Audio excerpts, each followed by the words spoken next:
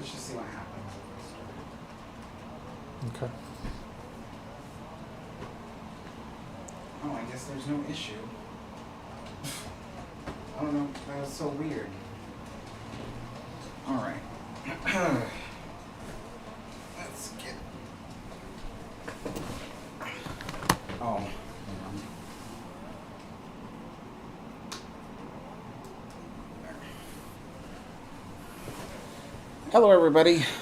I'm here with my father. This is Joe. Hi. And so, yeah, YouTube was giving me some issues before we started the stream, and I'm not really sure what that was about, but it's gone now. So let me know if you can hear us all right, and if it seems like our mouths are matching the voice, because that was another issue that people brought up to me, so I was trying to fix that. Turn that. All right, so we got, who is here? Liners of the Past, LMR Trains, Models, and More. Hello. Hello, Top Impressive. Hello, Christian. Hello, Isaiah. Hello, Mike. Hello, Jeffrey. Evan Scott. Ken. Tyler. Bill. Okay, so... Alright, everybody's here. Let me make sure that this is... Yep, it's not keeping up. There we go. Hello, everybody. Hello, Tiki Ghoul. Alright, so... We're gonna start preparing this tea. And, yeah, so today we have cucumber sandwiches, and then we have McVitie's, and then we have homemade Scottish shortbread. So quite a little feast of stuff here today. And let's see if people notice anything different with the train layout.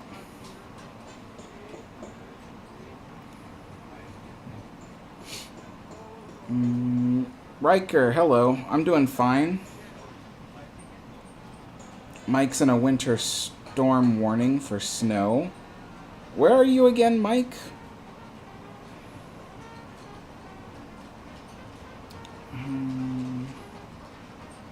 Bill says hello. Hi.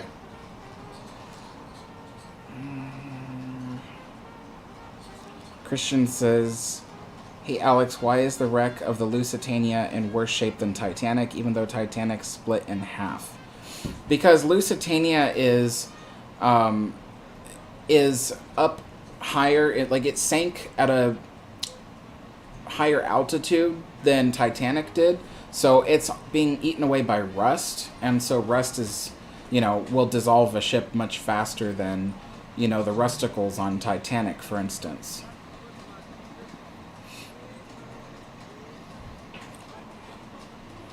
Let's see.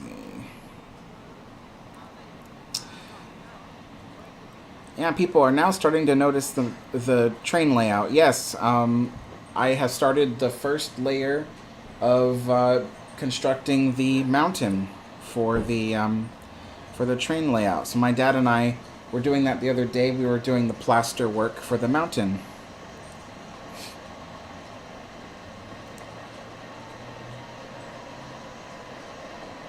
Doc says, hi Alex and Dad, would you be willing to share some of your favorite holiday traditions with us? Will they change with your move north? Do we have holiday traditions? I don't think we have any holiday traditions. They, for me, have never really panned out. I think the only tradition that I have is making food or dinner or something. So I made some tamales for Alex and his sister and his brother-in-law. So that was the only thing. I mean, I used to make tamales at work and then sell them at work, and everybody loves them because I make them in a way that they're big, not small, and they're worth the amount of money that you're spending. And I personally like them filled with meat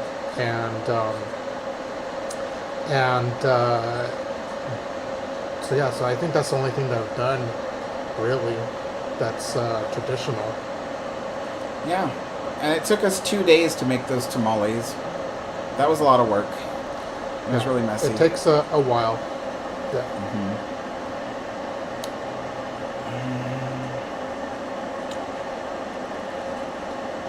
Top impressive line. I use OBS software to do the live streams. Hello, K4RNA.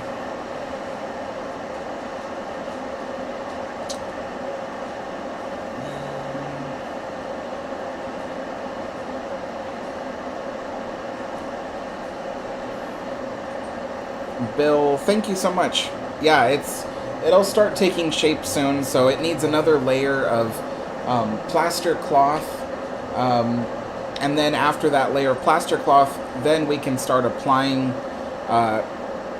actual plaster to it and start carving out the plaster to make it look like rocks.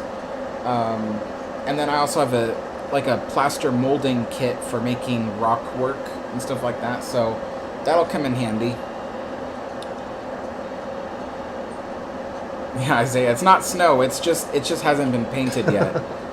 Everybody thinks it's snow all the time. It's just not painted yet. It looks good. That's why I think it looks good with snow. So. Well, yeah, but it's just not painted yet. That's all.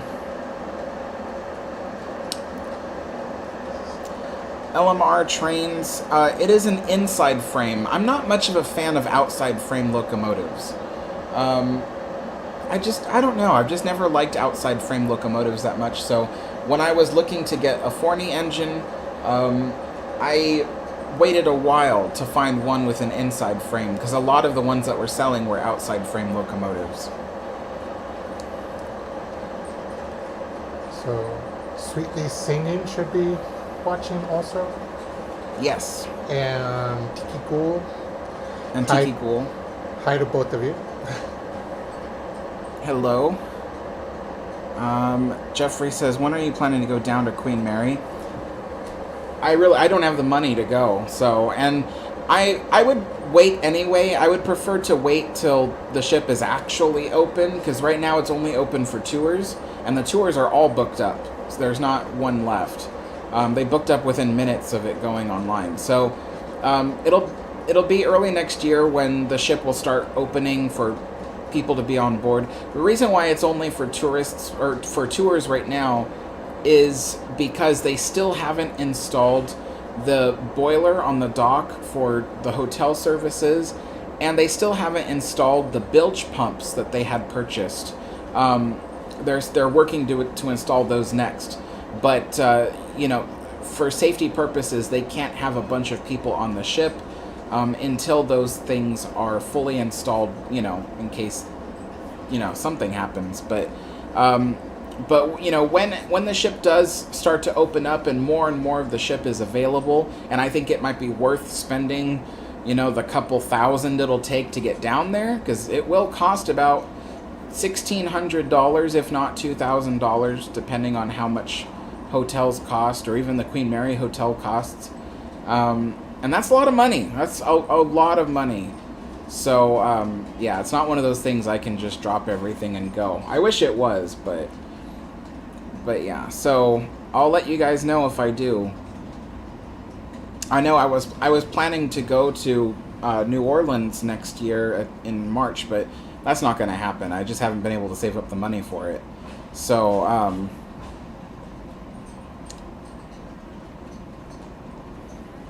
yeah.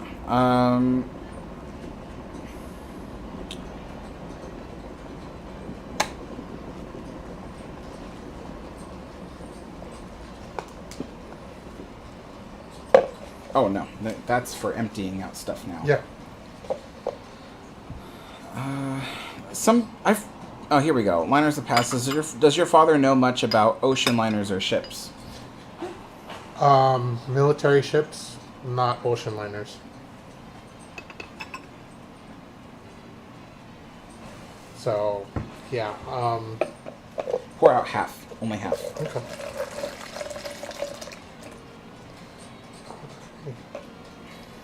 So yeah. So, military ships, yes, I do. World War II, some modern ships, but yeah, that's about it. Too. Half the teacup.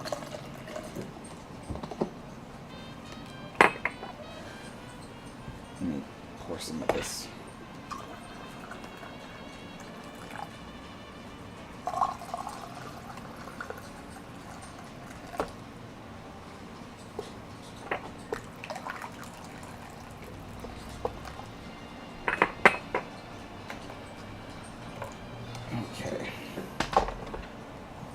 That's just part of the preheating process of the china, so it doesn't crack when we pour boiling water into it eventually.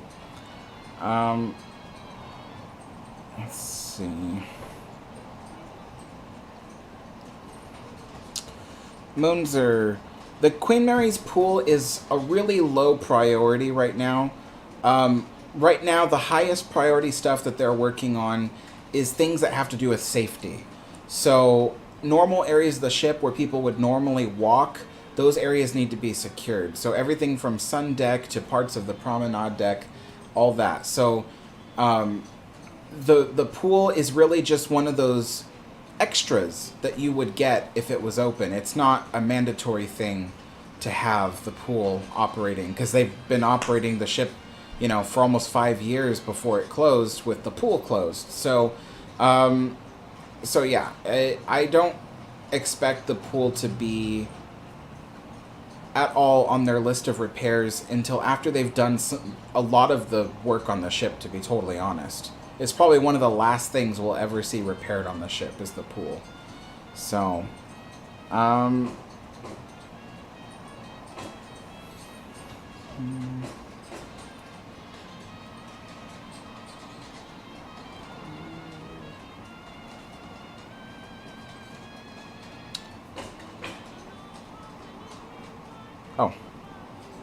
I was just going to read that comment, but then you deleted it.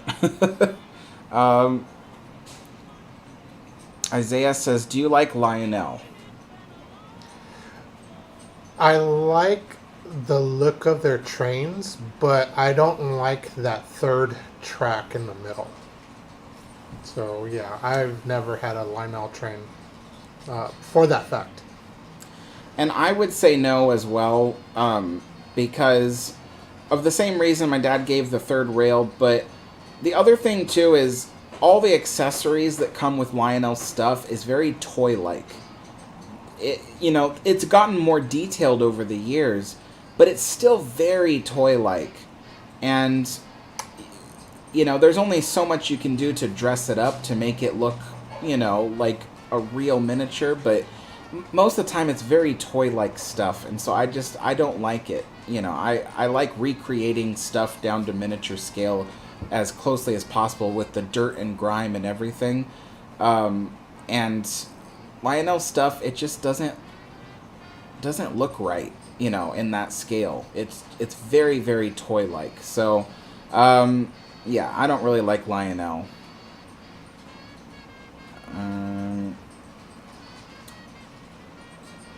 Sweetly Singing says, I love Joe's cooking. Do you cook as good as your dad? What do you think? He does. He does do some pretty good job cooking. In fact, since I've been here, he's been doing all the cooking. I come over every 2 to 3 times a week to have dinner with Alex. So yes, he does a good job. And I can't wait to have Christmas dinner because he's going to be making the prime rib. So that's prime good. Rib. Yep. And prime rib takes a long time. Yep. Especially because I brine it, and so I have to make the brine, which that takes an hour to make the brine, and then it sits in the brine for, I think it's 6 to 8 hours. I think it is, So yeah. Last time I made the brine, I almost dissolved the pot that it was sitting in. Yeah, I'm not even kidding. That pot started to get rusty afterwards. I was like, geez, because there's a lot of salt in the brine, so, and then it's boiled, so it just starts to.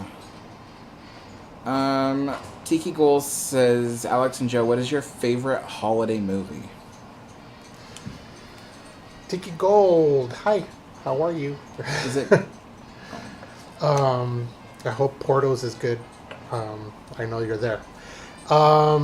So let's see here. My favorite holiday movie is Christmas Vacation. It makes me laugh. It's hilarious. I love it. I can't get enough of it for the holidays. I will watch it probably 4 times before Christmas. Also, Edward Scissorhands. Edward Scissorhands is good too. I like that one. I haven't gotten into Die Hard. I know Die Hard is a Christmas movie, and yeah, so but I do own it. So, but those two, I think, Edward Scissorhands and Christmas Vacation. Those are my favorite. I do like Nightmare Before Christmas also, so that one's a good one. So I don't know which one would be number one because they all kind of share the number one spot. But yeah, those are the top 3. You should dump out all of this and then half of your teacup. All right. So.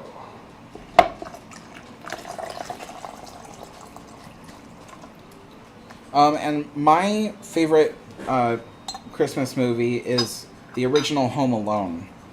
So that one, yeah, that one makes me laugh, and I like to watch it every year. I probably only watch it once a year, but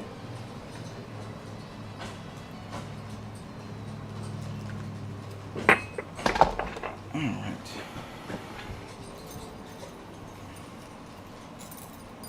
What else do you like? I also like Edward Scissorhands. I also like Christmas Vacation. And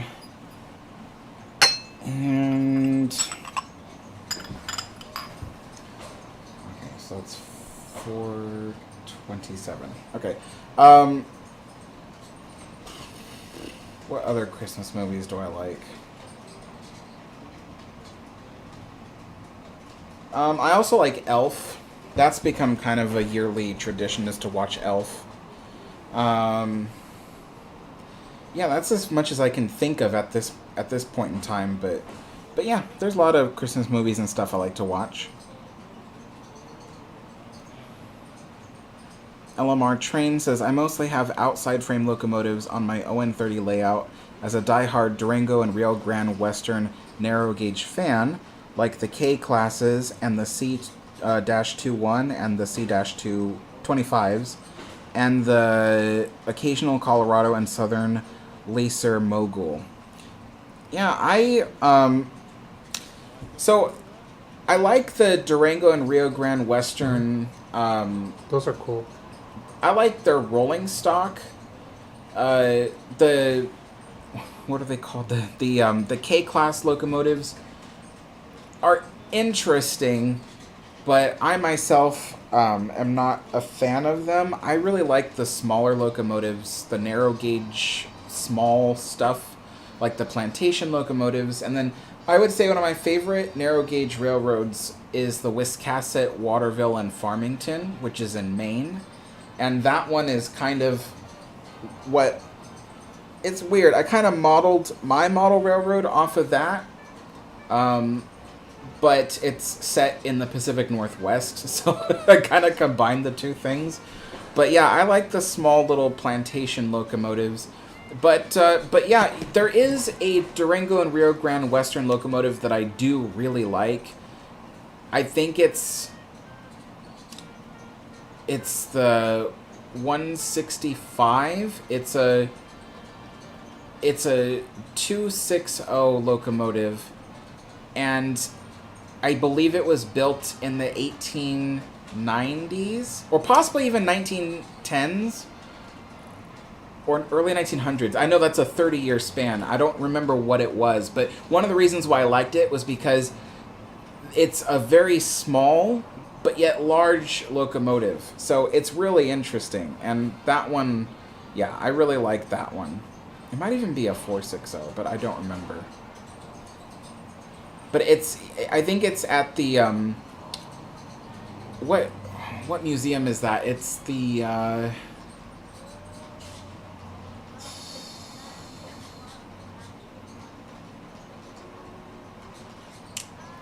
I can't remember. It's the one in southern Colorado. So there's one that is the Durango and Silverton, and then the twin of it is in southern Colorado, and that's the one where they have the 165, the locomotive I really like.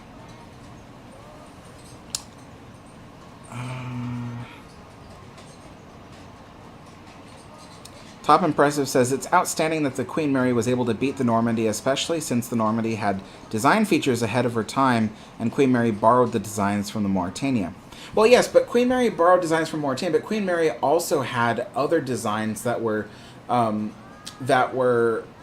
ahead of its time for an ocean liner. You know, Queen Mary had used a cruiser stern, which was not common to put on ocean liners at the time. But, you know, Queen Mary, the cruiser stern is what I often say is the trade-off, where Normandy had a bulbous bow. Really not a full bulbous bow. Nobody really knows if it actually helped the ship go any faster. But the bulbous bow on Normandy was designed to reduce the bow wave. But when you look at video of it going through the ocean, the bow wave is still pretty huge. But it's designed to reduce the bow wave, which reduces drag. But the Queen Mary did the opposite. With the stern, she had a cruiser stern, which extends further out and allows it so there's more buoyancy. So when the ship starts moving, there's hydrodynamic forces that cause the stern of the ship to sink deeper into the water. Well, that cruiser stern allows the stern of the ship to actually have more buoyancy and float just a little bit higher out of the water than a similar ship without one, and that reduces drag. And so there are other things, you know. Queen Mary is very traditional. I will give the Queen Mary that, but there were advances that the Queen Mary had that other ships simply didn't have. Normandy was very, very advanced in terms of the different technologies. Some of them didn't even work, like the gyroscopic stabilizers. That was a forward-thinking idea, but even to this day, we don't use gyroscopic stabilizers on ships because they don't really work as well as just simple stabilizer fins. So, you know, so that was just, you know, some of the things that Normandy was very advanced, but some of that advancement really didn't help the ship at all.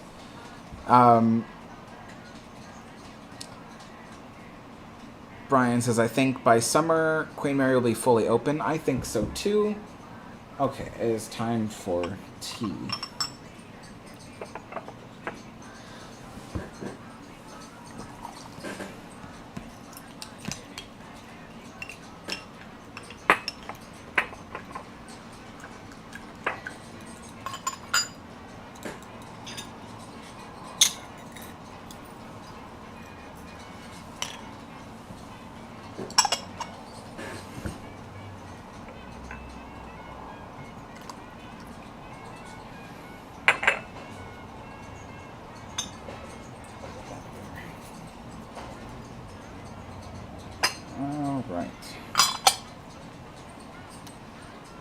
So for those wondering, today is Earl Grey tea.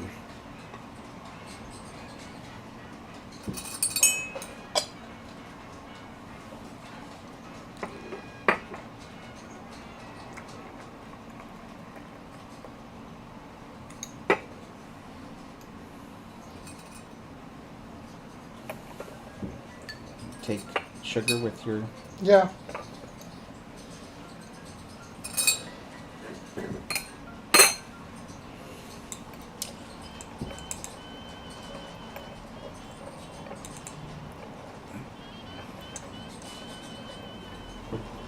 Evan says, can you still on the Queen Mary without looking at... Oh, can you still go on the Queen Mary without booking a tour. No. At the current moment, it is tours only. Let's see. Eric is here. Hello, Eric. Yes, this is my dad, Joe. Hi. How you doing, Eric?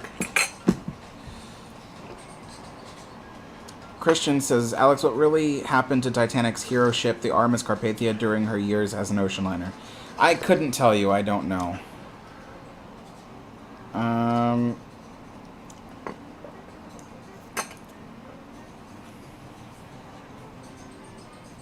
Huh? Oh, okay, I see. History Adventure says, good evening, excited about reopening tomorrow. Sorry I can't be enjoying the new chapter with my fellow Long Beach, Cali friends who love the Queen as well, but I'm in cold Michigan wishing a success. Successful reopening, I see, okay. Hello, Tyler. Tyler says, what does cost prohibitive mean? Why is nothing still being done with United States? Even RXR Real Estate owns her, and she is on the National Register of Historic Places. Cost prohibitive means that something is too expensive for what you're trying to accomplish. So with the SS United States, a lot of companies have looked at using the SS United States and using her as everything from a museum to a hotel to even using her as a cruise ship. But in almost every aspect, when they've done the cost analysis, it would be far more expensive to even try to use the ship than the amount of money that they would make back from it. So that's just the problem with old ships like ocean liners, is they're often too narrow and too few decks on the ship to actually install enough rooms to make the ship profitable. That's why cruise ships are so tall. That's why they have so many decks, is because they make so much money by stuffing the most amount of people within a certain footprint of space in the water. And ocean liners have a far smaller ratio of ship to room, stateroom. So even if you added, 2 extra decks to the SS United States to add, 2 more decks of cabins, it's still just not enough. There would need to be 4 to 6 extra decks on there, or something along those lines, to make it profitable for them, or at least as profitable as they want it to be. That's a whole other issue, is how profitable they want the ship to be.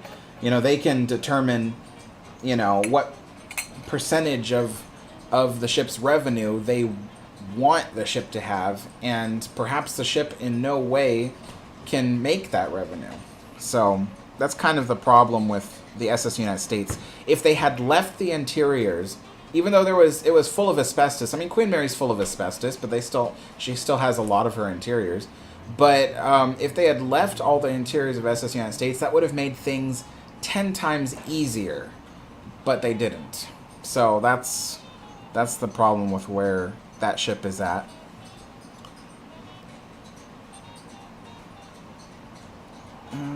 Hello, Rena. Riker says, did she have asbestos on board, and if so, did they remove it?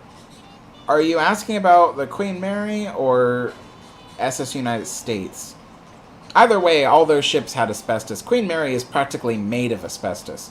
But the thing about asbestos is that it's not dangerous if you don't disturb it. The asbestos is in everything. There are doorknobs and handrails all over the Queen Mary that are made of bakelite, and bakelite is made with asbestos.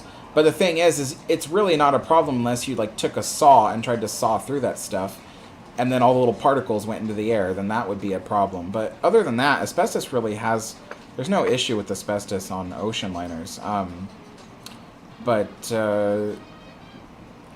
Yeah. History Adventures says, just tuned in.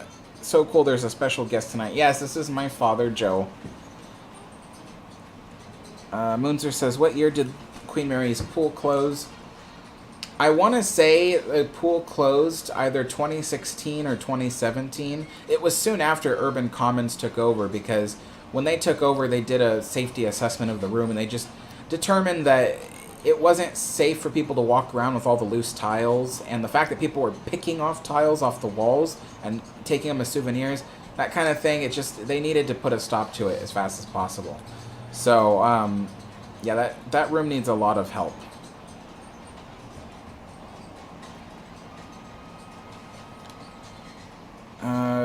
KR Doodles says, do you want repairs on Queen Mary?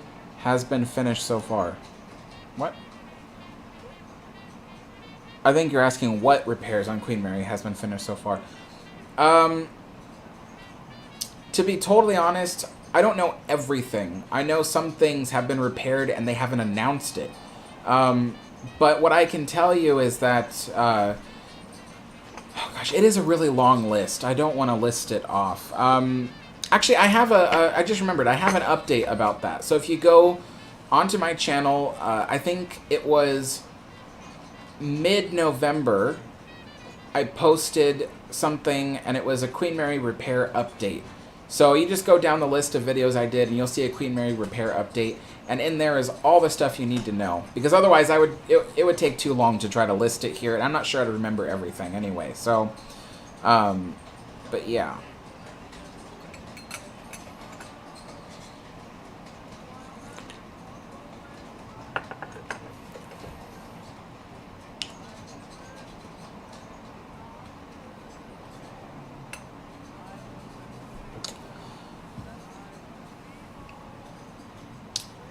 Tommy, no, that's not necessary, because, you know, the thing is that, you know, I have contacts with people all the way at the top. I have contacts with the city manager, with the public relations director.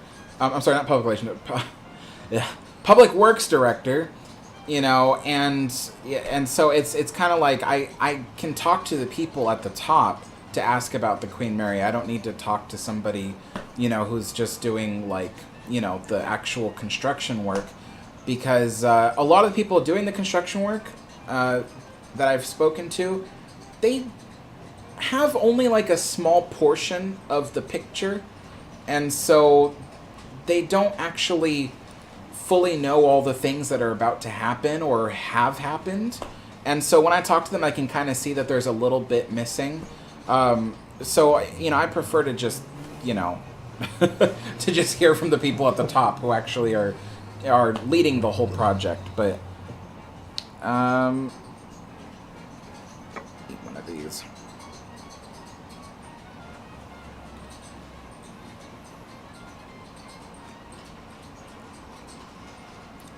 Jeffrey says, have your views been picking up at all? They picked up briefly for the Queen Mary update, but after that they just kind of plummeted again. So yeah, I don't know. I don't know. I'm working on a video about Mauretania. Maybe that'll draw more people to that. I don't know, but people haven't been watching the videos. I think it's just, I don't know. The stuff I'm making, they just don't want to watch it. So I got to try something different.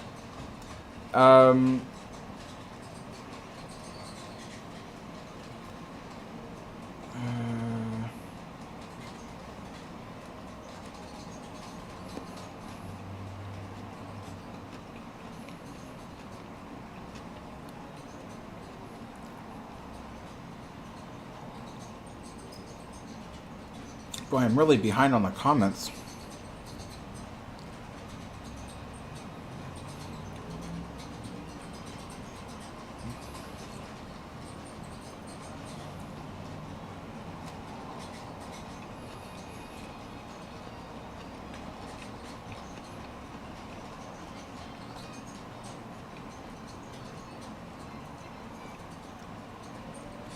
Beluga says, do you wish Britannic never sunk? I mean, not Britannic in particular. If I had to choose, you know, what ocean liner I wish didn't sink, it would probably be Lusitania or something, but not particularly Britannic, no. I don't know.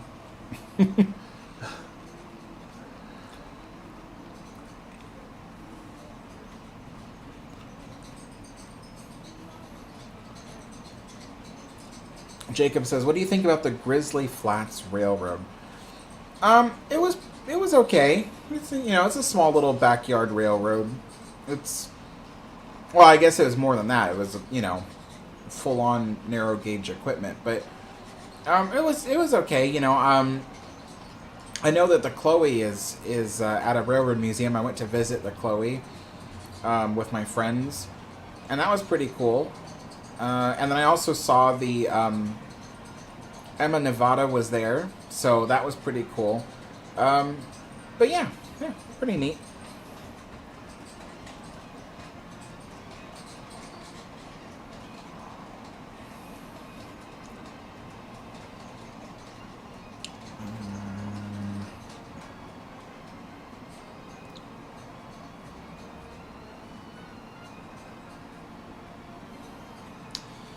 Yeah, see, Tommy, your contact with the Queen Mary says he doesn't know when the ship will be reopening.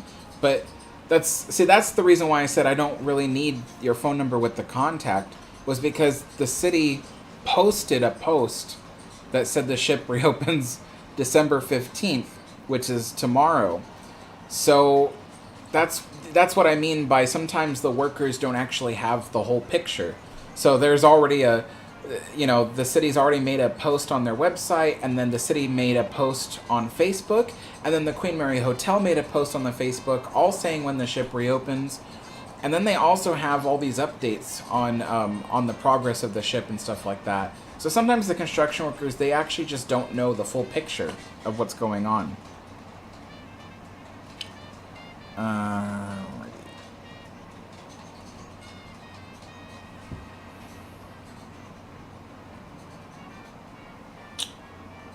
LMR Train says 168 is a 460 at Cumbres and Toltec Scenic Railroad. It was built in 1883. Yeah, that's the locomotive I was talking about then. I couldn't remember what number it was, but yeah. Pretty cool locomotive. It's probably my favorite one out of the entire Durango and Rio Grande Western set.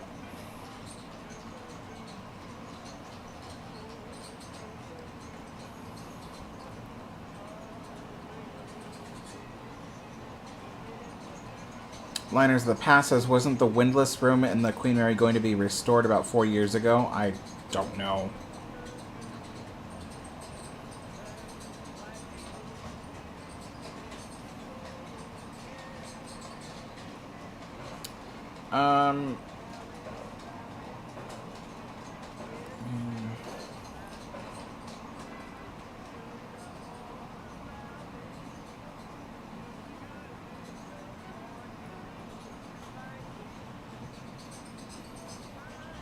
Yeah, the locomotive is squeaky. I need to oil it again. Every time I run it, I have to oil it. It shouldn't be like that, but that's how it is. Christian, the Discord server is only for paying channel members. I'm not sure. Yeah, you're not a paying channel member. Otherwise I would see like a little insignia next to your name or something. Unless you're on my Patreon. But on the Patreon, the link is there, so... yeah.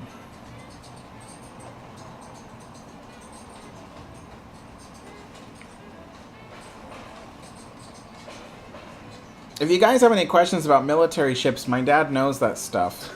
So, I don't know anything about military ships, but he does.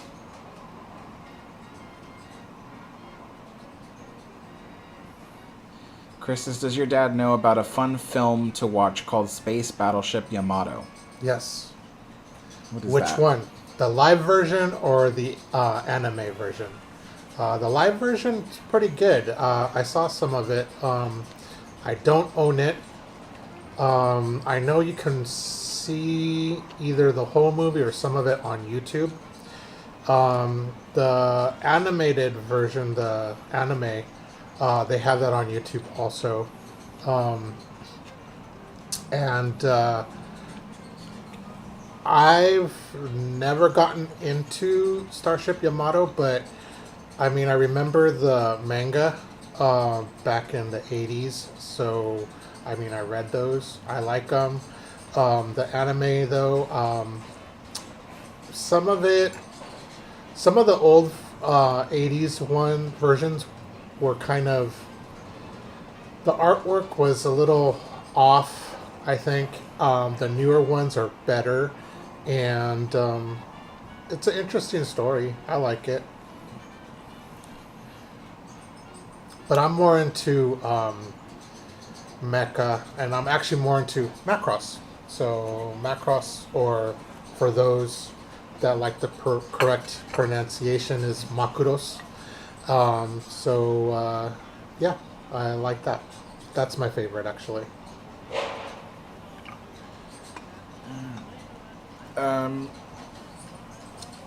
Carrie Nakama says, is the Queen Mary the only cruise ship of its type era on display in the U.S.? Yeah, Queen Mary is the only ocean liner on display in the United States. And Queen Mary is also the last of her era, being the pre-war ocean liners. Pre-war transatlantic ocean liners, I should say. So she is the last of her kind anywhere in the world. Yep. But a lot of people here will tell you not to call Queen Mary a cruise ship. So, the difference being that they're built differently and they have completely different purposes. Cruise ships are for cruising. Ocean liners are like greyhounds that take you across the ocean to another destination as fast as possible, even through the worst storms that would tear a cruise ship apart. So, LMR Train says, can you run your Porter locomotive?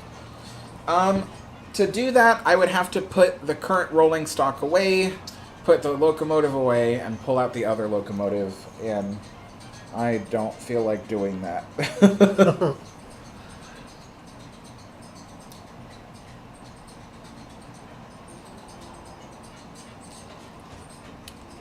Chris says, the only two favorite Cunard liners that I like are RMS Mauretania and RMS Aquitania.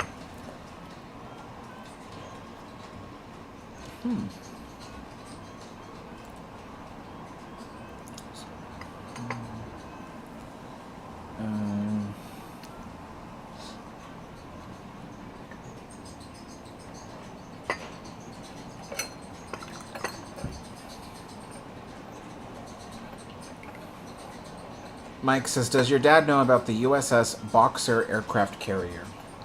Yes. The USS Boxer was actually an aircraft carrier in World War II. It was one of the smaller ones. And later on, it was decommissioned, and then there was a recommission of a newer Boxer, which was actually an amphibious assault ship, Iwo Jima class, I believe it was. And that one was commissioned late 70s and was decommissioned, I believe, in like the early 90s, because they built the Wasp class amphibious aircraft carriers, and they went with that instead. Other than that, I mean, why did you ask? Did someone in your family serve on it?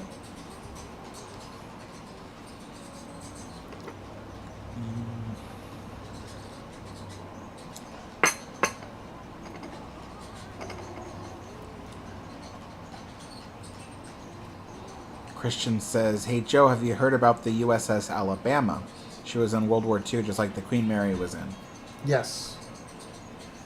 I've heard of the USS Alabama, and it was a battleship, so during World War II, yeah.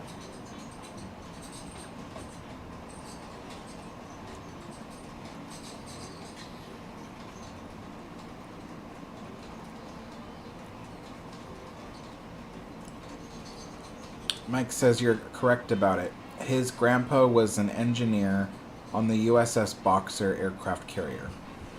Oh.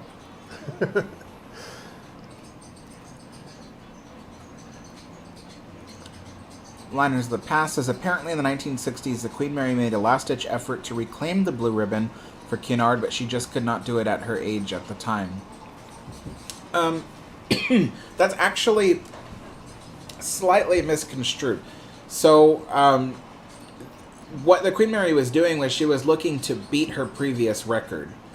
But the captain knew there was no way the Queen Mary could beat the SS United States' blue ribbons record. There was no way the Queen Mary could not, because even if the Queen Mary had managed to get permission to run everything past normal safety standards for Queen Mary and then actually go to 39 knots like she did in World War II just to beat Normandy's record, not Normandy, SS United States, then the SS United States would have just opened up and then gone even faster, you know. They say that SS United States was capable of 44 or 45 knots or something like that, so SS United States would have just beat the Queen Mary after that anyway. There was really no point, so... But what the Queen Mary did was she beat her previous record, and that was kind of the point. The Cunard wanted to prove that the Queen Mary was getting old, but she could still beat her previous speeds and still be fast. And they were right, you know, and they just wanted to show people that she's an aging liner, but she'll still get you where you need to go as quickly as you want. So 40 to 45 knots, that's pretty fast. Especially for an old ship like that, because normally from like the U.S. Navy with modern ships, they won't tell you how fast the ships go. Mm-hmm. They will tell you 35 knots, which they actually go faster. And in fact, I got to visit the USS Carl Vinson, and I got to see an air show on the USS Carl Vinson. It left from Alameda Air Station, and it went underneath the Golden Gate Bridge. So as soon as it went underneath the Golden Gate Bridge and it passed it, the air show was going to be off the coast, about 50 miles off the coast, and it took off fast. I was already on the flight deck, and they announced everybody to go back under into the hangar where everybody was at, and they're having like band and food and stuff. But I kind of lingered, and as soon as the ship took off, it was fast. I was probably at a 30-degree angle just walking on the deck, trying to get back to the catwalk to get down into the hangar because it was fast. So, wow. Yeah, and to imagine a ship going 45 knots, that's pretty fast. Mm-hmm. Yeah, the SS United States beat Queen Mary's record across the Atlantic going about 38 knots, but the company that built her said that she was capable of 44 knots. SS United States, though, was built with a government subsidy because it was in case they needed to use the ship as a troop ship during war. Yeah. So supposedly, according to many sources, SS United States could actually secretly go faster than 44 knots. Yeah. But the United States would not tell anybody how fast the United States could go. Yeah, United States won't tell anybody how fast the ships go because they can go pretty fast. Yeah. And so, with Queen Mary, her fastest achievable speed was, well, in her speed trials in 1936 were recorded at 32.84 knots, which is still pretty fast. I think when she beat her record in 1960, she went much closer to 33 knots. But during World War II, when they would need to go through submarine-infested waters, the captain would say to bypass all the safety systems, bring up the boiler pressure from 450 to 700 pounds per square inch, and then they would just push the Mary at about 38 to 39 knots across the water for a short sprint. They couldn't sustain that speed for very long because, the boilers could explode. But they would do that for several miles, and just to get through the area as fast as possible. And so, yeah. But, yeah. And, at 38 knots, I believe that's something like 45 miles an hour. Yeah. Which is, when you imagine a ship that's a quarter of a mile long, that's pretty fast, Yeah. So,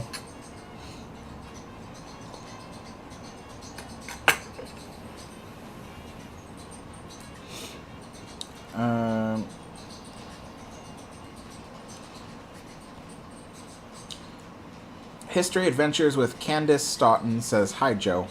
Hi. Moonzer says, "Hey, Joe, do you know U-boats from World War One? There is one in Pennsylvania. The last time I was there is when I was 8. I'm now 11. I think you mean Pennsylvania. Do they have a U-boat in Pennsylvania? They might have it in out for an historical museum. I don't know about it. I didn't know that they had another U-boat there. Or are you talking about the German U-boats or the U.S. submarines? Because U-boats are usually, when you say U-boat, it's German. And are there any German U-boats still around? I think there is, but I don't know where. I don't know where they're at. So, yeah. I know that they captured, during World War II, they captured one. So, but I don't know if that's the one. I have no idea.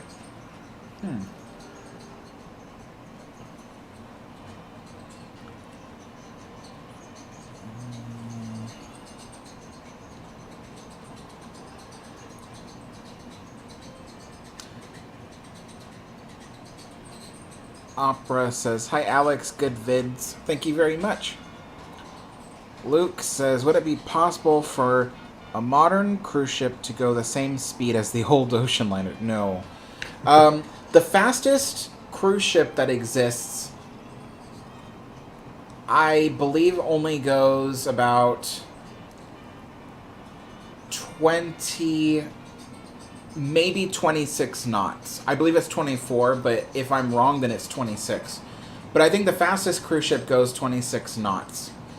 But even then, most cruise ships don't go any faster than 18 to 21 knots. Titanic is faster than that. Titanic's fastest speed is 23 knots. So, so when you think about it, like even ships that were built, in 1911, 1912 were faster than most cruise ships are today. But the reason why cruise ships could never go that fast is there's no need for a cruise ship to go fast. They're not supposed to get anywhere in any kind of hurry. The whole point of being on a cruise ship is to cruise, to relax. Be on vacation. Be on vacation, yeah. So they're in no hurry to get anywhere. Ocean liners had to be very fast because of two things. One, they had to keep a schedule because they were built for transporting people, not for cruising. But the other thing, too, was speed really helped them when they hit a hurricane or some other kind of ocean storm. Because if the wind was against them and the they were hitting waves that were also smashing against the bow, that would slow the ship down. And actually, one of the best ways you can control an ocean liner in a storm is by going pretty fast. So that's if you're going off course. If you're still maintaining a course during a crazy storm, then they'll slow down to help ease the ship through it. But for the most part, speed is of the essence. And so I think even the Queen Mary 2, which is the only ocean liner left in service, the Queen Mary 2 back when they were still doing fast runs across the ocean, because Queen Mary 2 is capable of 30.8 knots, and it could cross the ocean in about 4.5 days. Well, not 4.5, actually, less than 4.5. But yeah, essentially you could get from Southampton to New York in 4.5 days. And you know, there are videos of the Queen Mary 2 going through storms and stuff like that. But the Queen Mary 2 no longer does those speeds because they found, I guess, that doing a 7-day voyage across the ocean is much more profitable, and people tend to like it, actually. I know I would. If I was on the Queen Mary 2, Yeah. I'd prefer to be on there for 7 days, not 4. And so for that, they no longer run the ship that fast. But it's weird to think that, you know, just a couple of years ago, literally probably 2016 maybe even 2018 was the last time an ocean liner ever went, you know, full speed across the ocean. Isn't that crazy? It is crazy. I mean, a lot of people like to just take a cruise, relax, enjoy the food. How many of you out there have been on a cruise? I want to know. Yeah, how many of you have been on a cruise? Have you been on a cruise before? I've been on a cruise. And I didn't know, because it was my first cruise, I didn't know that you can order as much food as you like. I didn't know that you can order in your cabin either, and it was included. I didn't know a lot of things. I mean, everything's included. So if you are a big foodie, I recommend that you take a cruise and you order as much food, try a lot of things.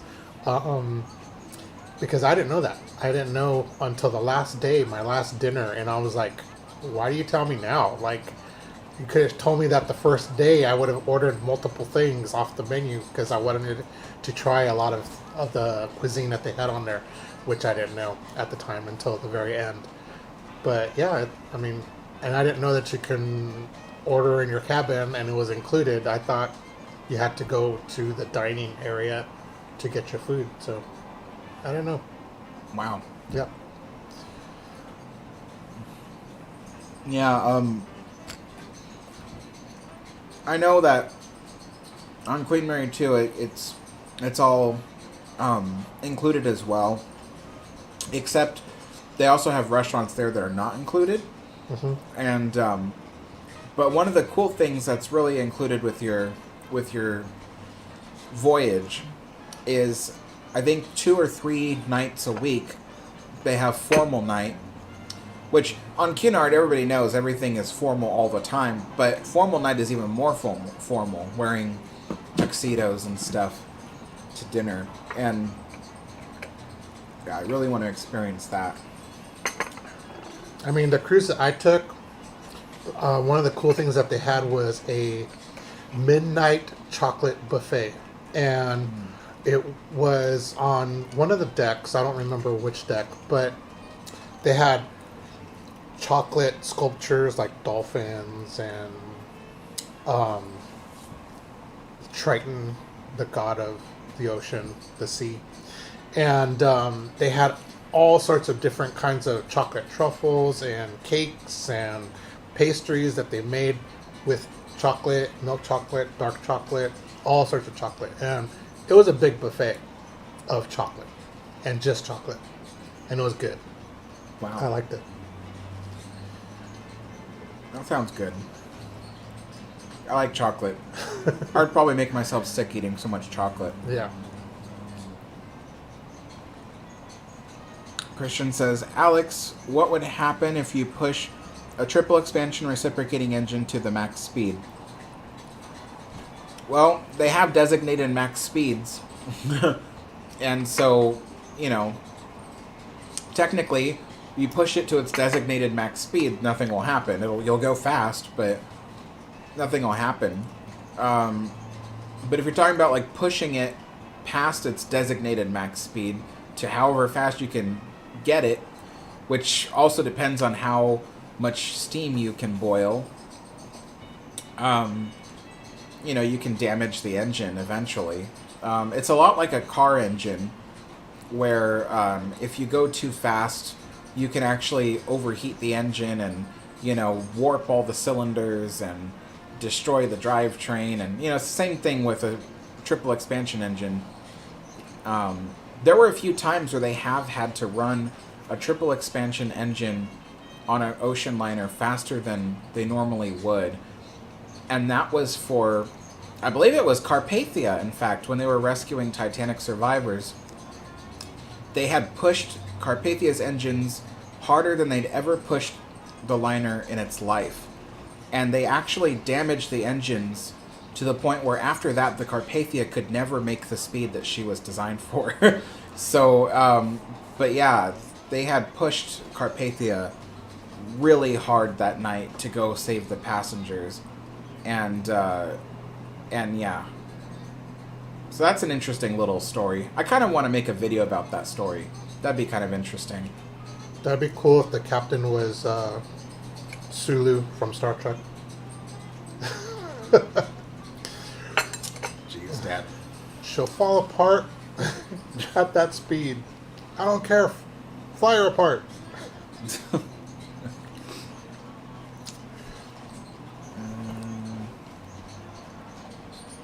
I think that was an actual quote, actually, from the Carpathian captain. No, just kidding.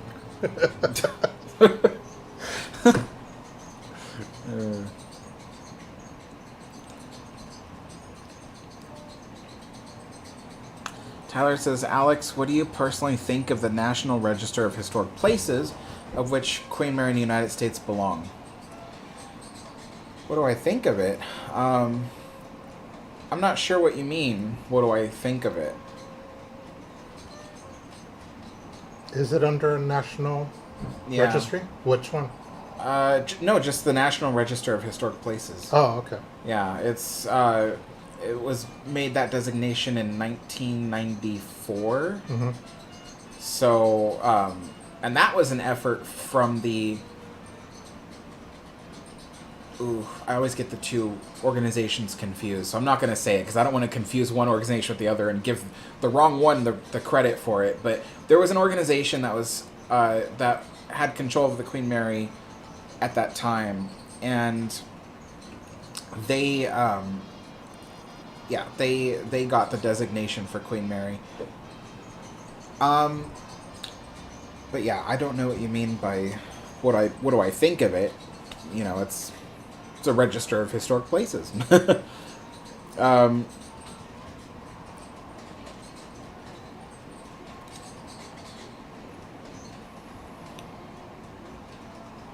Daniel says, hey Alex, has Queen Mary 2 ever visited the original Queen Mary? Yes. In fact, it happened in 2015 because everybody knows that Carnival's cruise terminal is right next to the original Queen Mary, and Cunard is owned by Carnival. So they sailed the Queen Mary 2 to Long Beach, and they...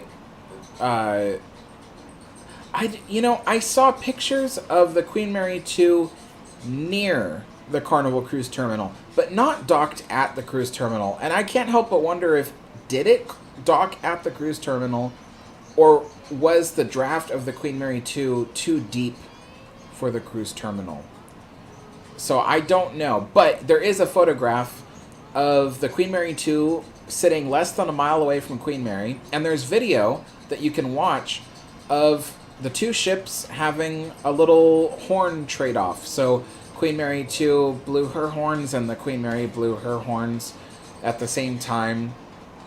That's a cool little video. A little fun fact is that Queen Mary 2, one of the horns is a restored horn from the original Queen Mary, which was on the middle funnel. So cool. Yeah.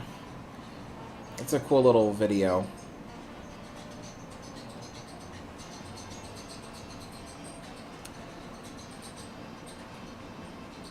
Liners of the Past says, have you been to the Australian Maritime Museum?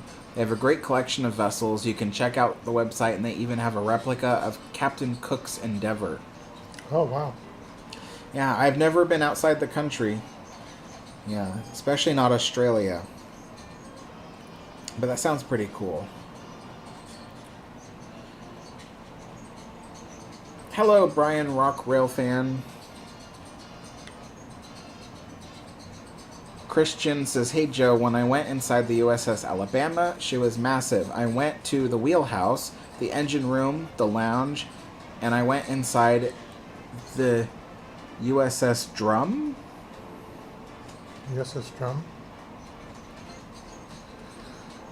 I haven't heard of that one. Is the USS Drum a frigate? I'm wondering. I don't think I've heard of the USS Drum, but the USS Alabama, that's pretty cool. I mean, did you find the ladders narrow?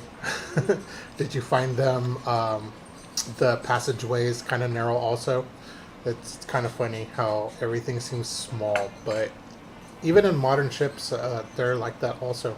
I mean, I've been on a destroyer, modern destroyer, and they're all the same. I mean, I thought when I went to go visit World War II vessel, and I got to climb on the stairs and on the ladders and everything, I thought it was small because people were smaller back then. I kind of noticed that there's a lot of buildings, a lot of vessels, a lot of other things that are smaller because I think people were smaller back then. But I mean, it still goes on now. I mean, it's just to save more space. Yeah, to save space. I was on the SS Jeremiah O'Brien, which is in San Francisco, and I went down to the engine room, and I thought because it's a museum ship, they probably would have installed like a big staircase that goes down there. But no, you had to get down there using the original ladders, and that was kind of scary because I'd never been on one of those engineer ladders, you know, and so, yeah, I barely fit down that thing. And that was when I was lighter. I wasn't this heavy back then. And yeah, but that was still fun. Did you know the SS Jeremiah O'Brien, they filmed the engines of that ship for the engine room scenes of the movie Titanic? No, I didn't know. Mm-hmm. Pretty cool. Good to know. Yeah.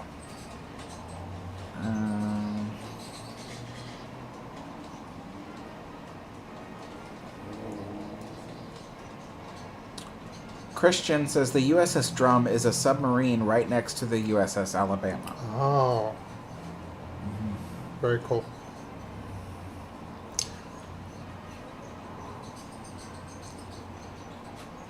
Daniel says, hey Alex, was the QE2 the only liner that sailed for about 40 years?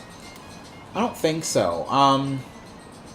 That depends on what you mean because, you know, there was the SS France, which in 1990 or maybe 1980 something, it was turned into a cruise ship. I don't know this very well, but I think it was late 80s, early 90s. It was turned into a cruise ship, SS Norway, and it remained a cruise ship through to, I think, almost the 2000s.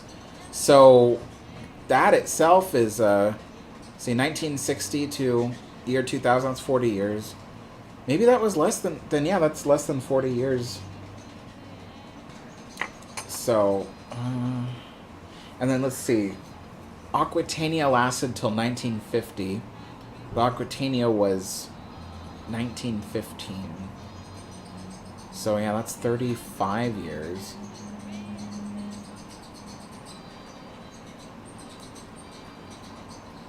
That's 35 years. Yeah, I can't think of, see, SS United States was 1952 to 70... Oh, I don't remember. 75? 72. I think it was 72. I don't know. I'll just answer that right there. Because I tried thinking about it, and I don't know. Honestly, most of you guys could probably name way more ocean liners than I can. I'm still very new to ocean liners. So I really don't know a lot of the answers.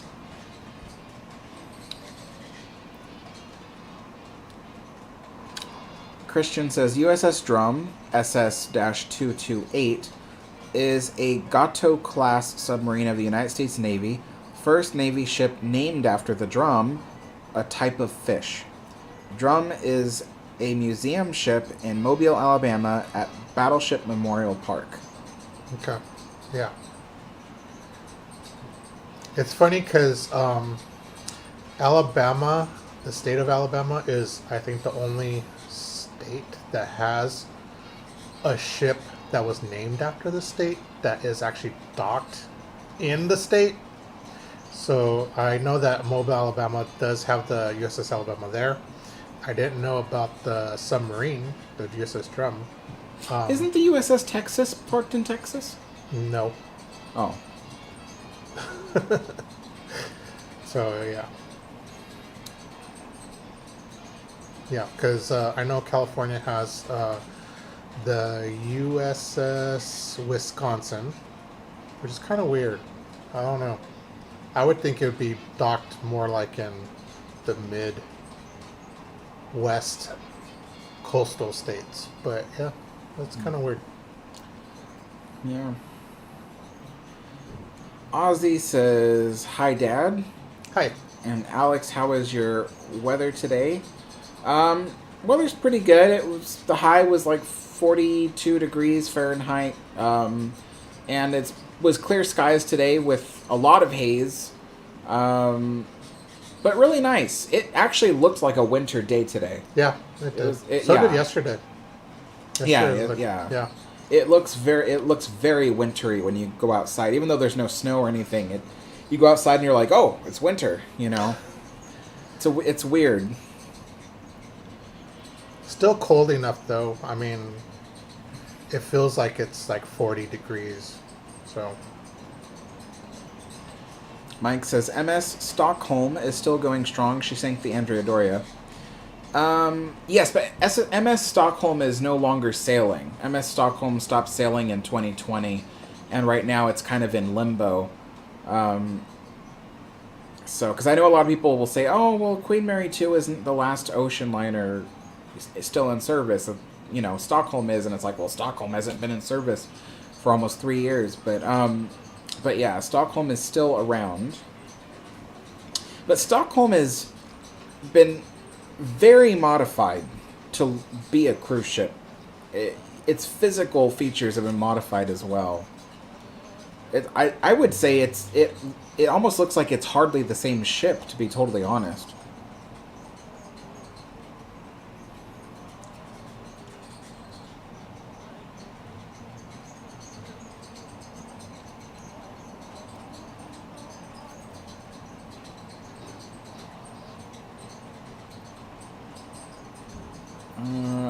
Octarian, and I'm not sure about your question. I mean, I guess if Titanic sank during the day, they would have seen the Californian sitting nearby, and maybe the Californian would have seen them, and maybe, you know, because it would have been daytime, the Californian, nobody would have been asleep like the guy operating the wireless. So I guess maybe things would have been a lot better, especially being able to see the iceberg. I guess a lot of things would have been different, you know. Probably a lot of tragedy avoided if it had happened during the daytime. But, fun fact is, after Titanic sank, they moved the ocean liner shipping lines 100 miles south. So, they used to have two different lines, a summer line and a winter line. And obviously, during winter, they would move the ocean liners about 100 miles further south to avoid icebergs. And then the summer line, they would go further north because that was actually a shorter route across the ocean. Well, after Titanic sank, they decided to shift everything down by 100 miles. So now, during summer, if you were on the Queen Mary 2, the closest you could get to Titanic's route is 100 miles south of it. And then during winter, the Queen Mary 2 will sail 100 miles further south of where it sails during Summer. Getting all confused. Yeah. Chris says, yes, USS Texas is in the state of Texas. But right now, no, it's not, is it? Because it's being refurbished. Well, no, I mean, I guess not. But Yeah. RMS Cunard says the battleship New Jersey resides in its home state. Oh, does it? Octarian says Titanic 2 will never be finished. Nope. It was never started to begin with. The guy that was claiming to build it just, you know, it was just a crazy idea. I knew even as a teenager that ship would never be built. And I don't think it should be built. But yeah. Yeah, Jagodi Show says the same thing I did. Considering Titanic 2 never began construction, yes. It'll never be finished. And neither will that one in that theme park in China. So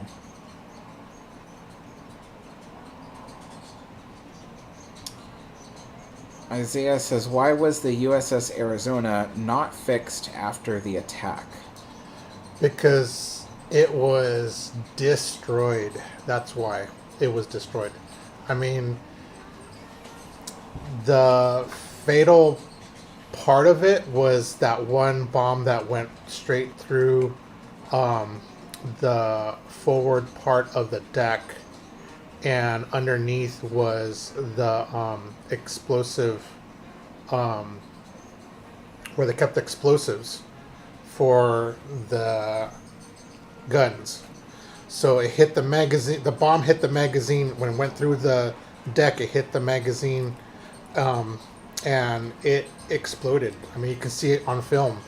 That old World War II film that that guy took right there when it happened. I mean, you can see the big explosion.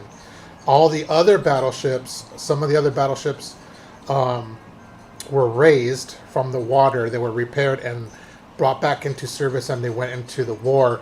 But they had minor damage compared to Arizona. Arizona basically blew up.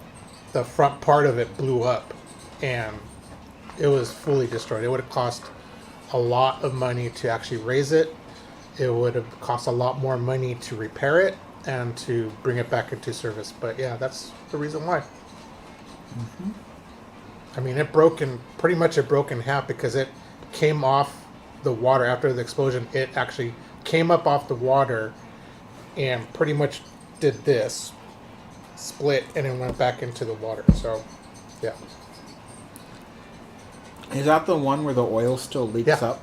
That's the Arizona Memorial in Honolulu, Hawaii, which I recommend if anybody gets to go there, and your life is going to be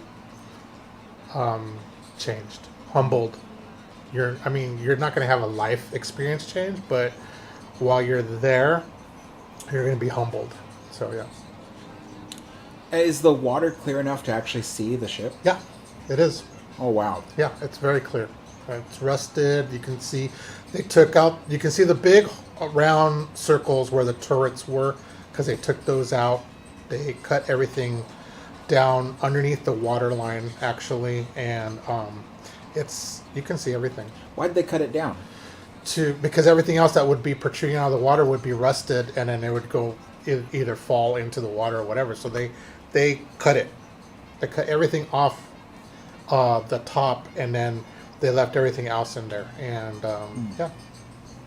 So, and they still have memorial services for the surviving crew. They're allowed to be buried there. So, and everybody that did survive wants to be buried back in their ship. So yes. Are they allowed to? Yep. Oh wow. Yeah, they have a ceremony for that. They have divers that will take your ashes or the ashes of the servicemen. They go into the bow of the ship, and they have a place to put them in there. Wow. Yeah. Now that's something I didn't know. Yeah. But yeah, my dad visited that. When did you visit? Let's see here. About almost 5 years ago. 5 years ago? Yeah. Yeah. That's pretty interesting. I would go see that if I was there.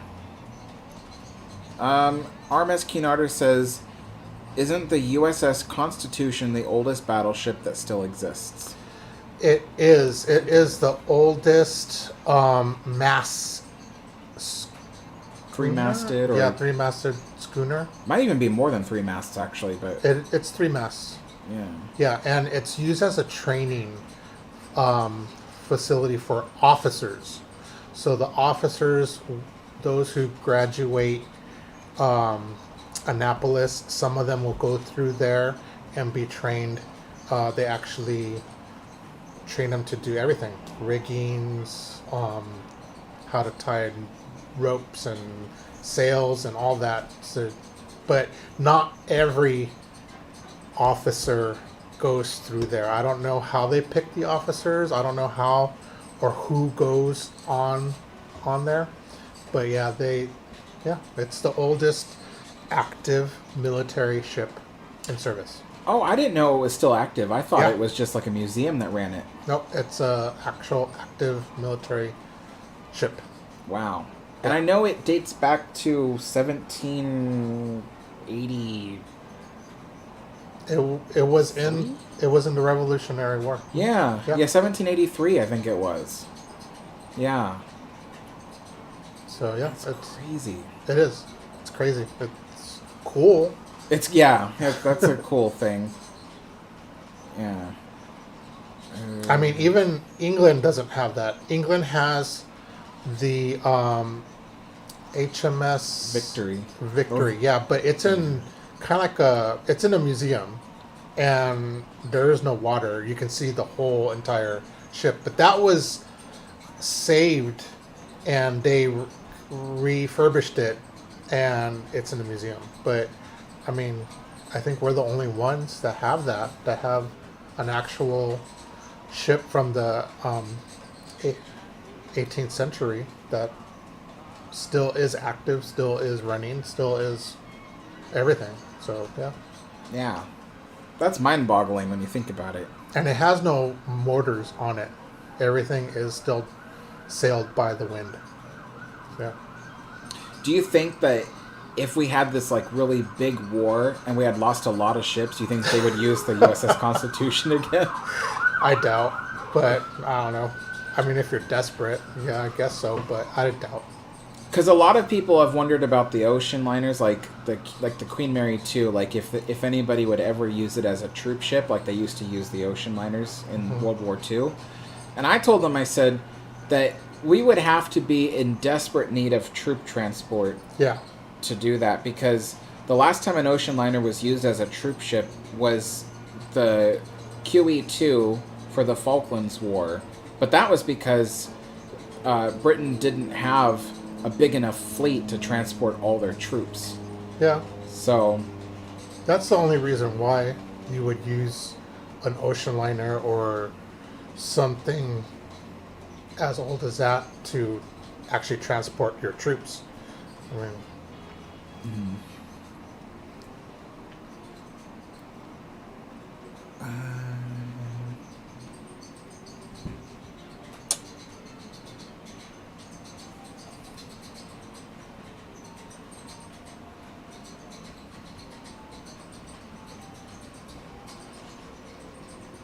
Christian says Carpathia was in service from 1903 to 1918 when it was sunk by a German U-boat.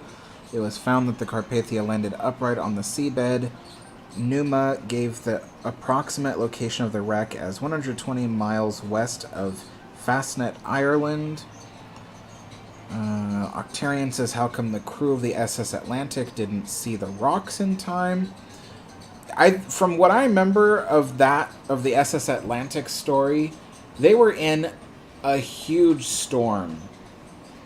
Even if they saw the rocks in time, there was little they could do to maneuver out of the way. Because I do know that they were a little bit confused. I think they thought they were heading towards the coast. Towards the last few seconds, they started to realize that they were heading towards the coast. They wanted to get back out into open water. and to be honest, the storm was so rough they could not maneuver out of the way fast enough anyway. But it was nighttime and it was a huge storm. So yeah.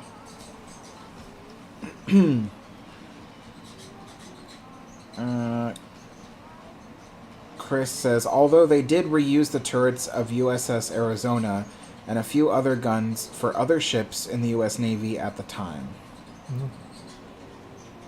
RMS Cunard says, how did the battleship Bismarck sink? I don't know what Bismarck... The Bismarck? Yeah, that's a German ship. The Bismarck was sunk by the Royal Navy. Was it the Hood? I think it was... I think it was the Hood that actually sank it. It was... No, it wasn't the Hood. No, sorry. Wasn't the Hood. I think it was sunk by airplanes, actually. And the Hood was supposed to go and attack it, but for some reason they didn't get there, or they did a wrong course and didn't get to it, but it was sunk by planes. And Kipman says it was sunk by Royal Navy. Well, I don't think it was sunk by the... I know that the Hood was supposed to go and get it, but yeah, the Hood, because the Hood was almost as big, or it was a little bit bigger than the Bismarck. Oh, Hood was sunk. Oh, whoops. Hood was sunk by Bismarck. Okay, so yeah, yeah. But yeah, it was sunk. I know it was sunk by the British. It wasn't sunk by the U.S. So yeah. Mark says Bismarck was scuttled after being bombed and torpedoed. Interesting. So it was torpedoed by ship, but also bombed by plane, and then it was scuttled afterwards. So it was all three, I guess. it was all three. Yeah, but it's there in the English Channel. That's where it sunk, in the English Channel. So English Channel. And they found it on some one of those groups of people that go and dive for old ships. They found it, and it's sitting there. Daniel says, hey Alex, what did World War II Victory or Liberty ships do after the war, and did their liveries change?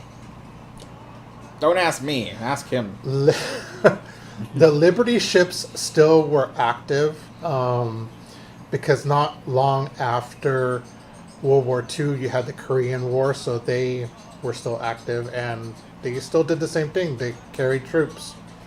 I know that. So I also think I saw a video that said a lot of the ships from World War II were kept in what they call mothball. Yeah. So they were like stored in a big bay. Yeah, they weren't decommissioned, but they were saved. And you can see that there's a big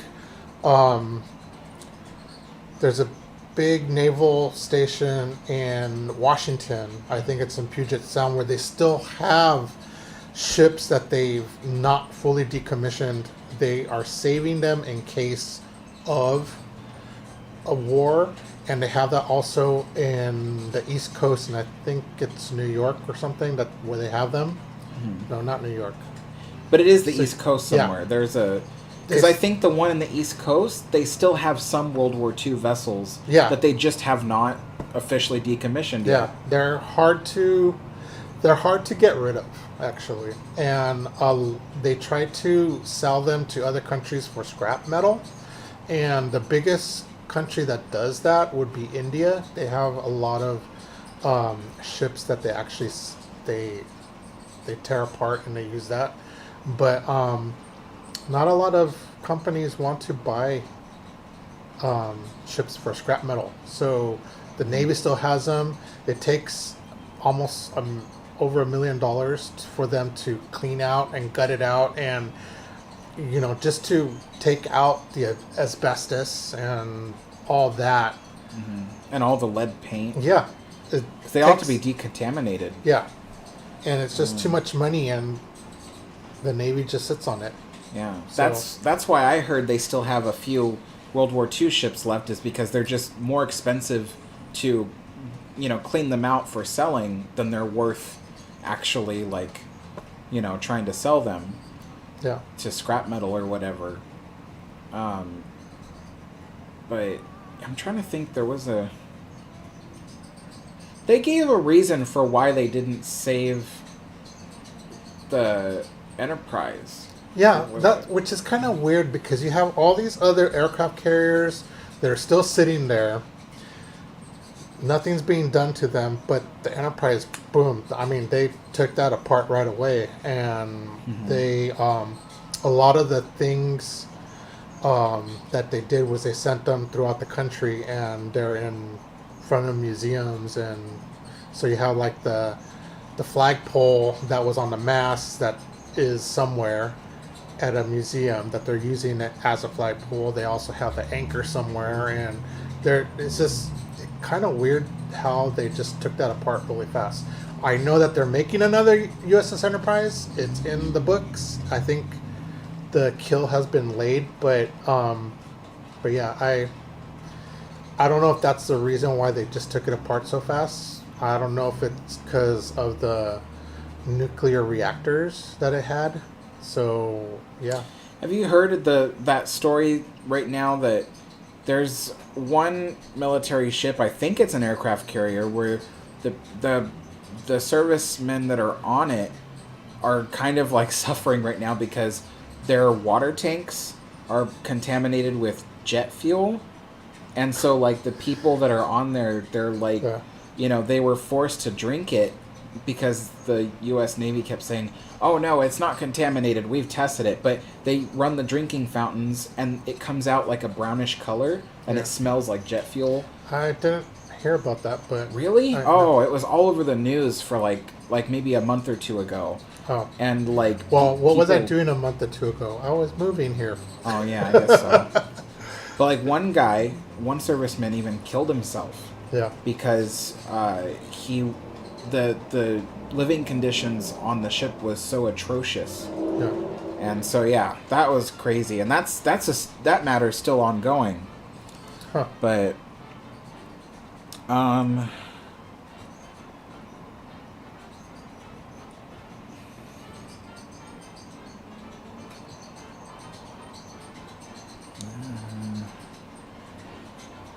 Alex, do you know the ship called SS Bechimo? No, I don't know.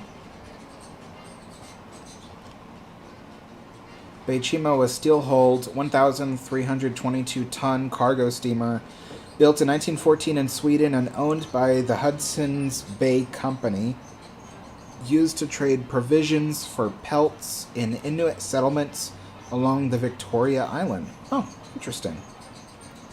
Yeah, I never heard of it.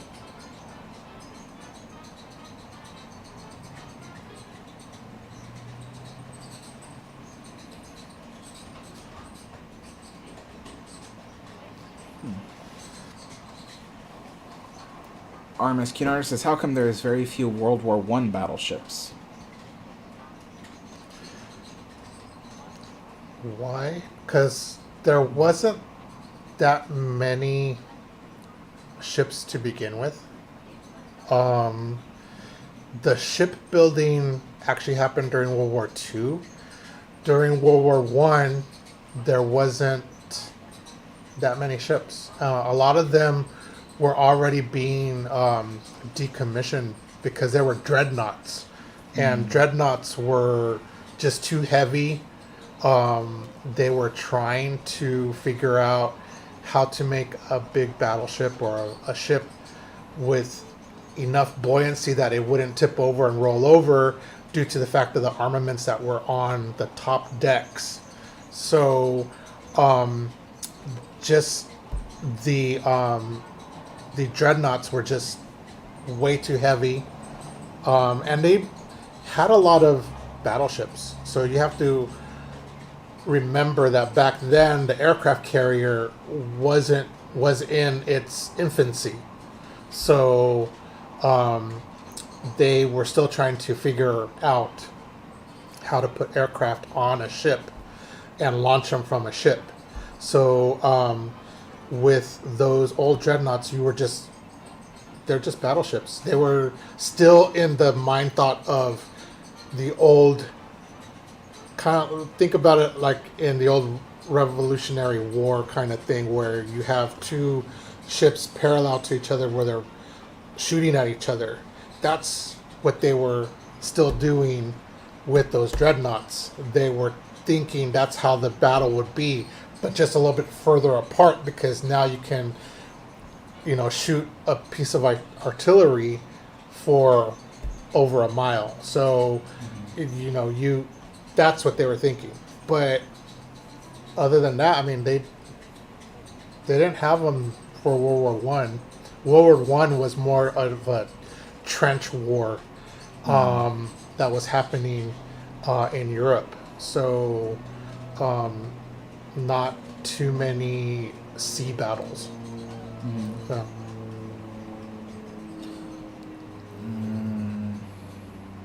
Tyler says, Alex, do you like White Christmas? No, I don't really like that movie. I like the song.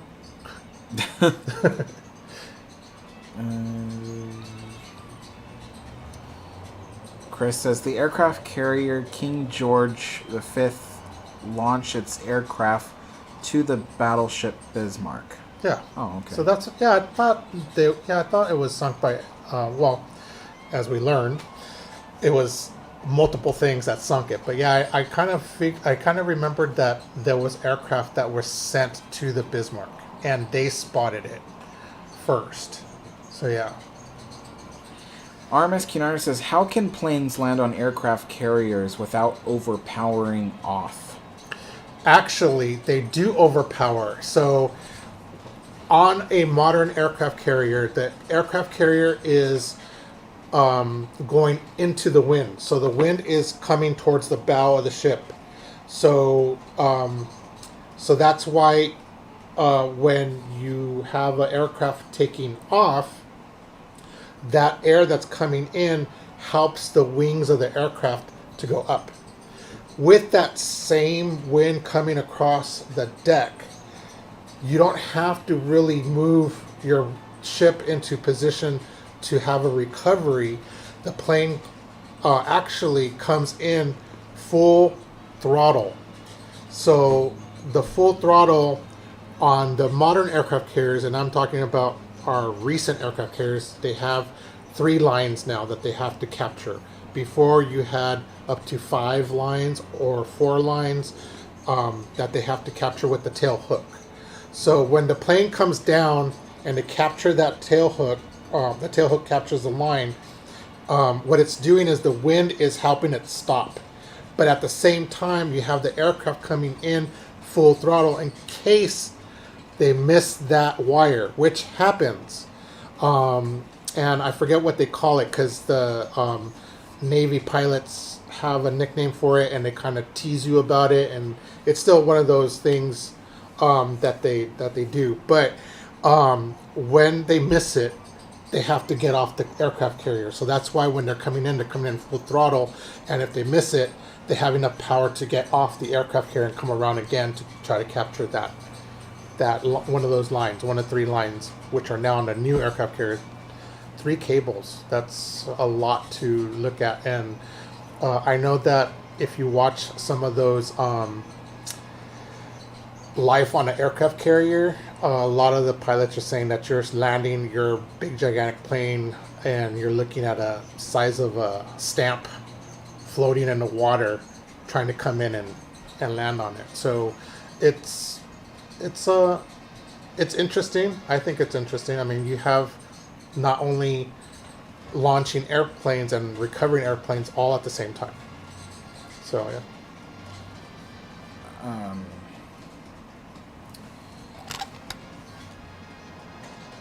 Mark says the only battleship surviving from World War One is the USS Texas BB-35, Yeah. a New York class 14-inch battleship launched in 1912. Wasn't there? There's a battleship. Well, maybe it's not a battleship, but there's a ship in Belfast that belongs to the Royal Navy, and it's currently sitting in the dry dock that Titanic was sitting in, and it's HMS Caroline. Yeah, and it was, I want to say it was only like in the more recent decades it was decommissioned. The HMS Caroline is from World War One, but I don't know if it's a battleship. But I know it's from World War One, and I thought that was pretty cool. I think it's a battleship. But then again, I don't know anything about ships, so I don't really know it.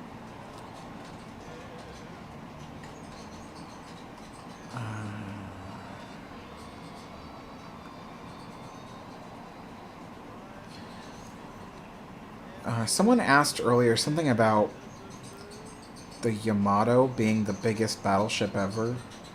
Yes, it was. Was it? Yeah. Yep. The Yamato was the biggest battleship ever made. It was the size of an aircraft carrier in length. Size of a World War II aircraft carrier. Biggest ship to be sailed and the biggest ship to be sunk. So yeah. Octarian says, is the rumor about Britannic being called gigantic true or a myth? From as much as I know, which is very little, I heard it was true that they were going to call it gigantic, but when Titanic sank, they decided not to tempt fate again, so they called it Britannic. That's as far as I know, but I am by no means anywhere close to an expert on that. I try to avoid the Olympic-class ships because that is a fandom of its own, and anything I try to add to it will be very quickly shot down by everybody. So It'll be scrutinized. Scrutinized, yeah. Yeah, heavily. Yeah, that's also why I don't cover military ships, because I would be very scrutinized by the military ship people. At least with certain ocean liners that are not talked about very much, I can at least learn something about them, say something, and I don't get scrutinized too badly with it because it's not a highly covered topic. But Olympic-class ships and World War II ships are extremely covered topics that a lot of people know a lot about, and trying to get my foot in the door with those things is just not very pleasant. So,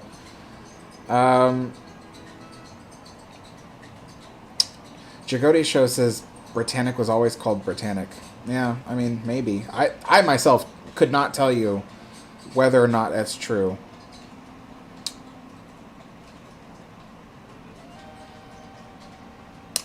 Mark Raymond says HMS Caroline is a decommissioned C-class light cruiser. So what's the difference between a battleship and a light cruiser? So battleships were the biggest ships that were made to fight with. They had a lot more weaponry on it, so a lot more cannons, a lot more defensive and offensive weaponry that were on it. They made battleships to be bigger. So you're talking about prior to World War II, where they made aircraft carriers. Before then, they wanted something big. Now, there was an international law that was made prior to World War I, where they were specifically, everybody was in agreement that they wouldn't build bigger ships. So, so bigger ships is what other countries wanted. So Germany wanted a bigger ship. So did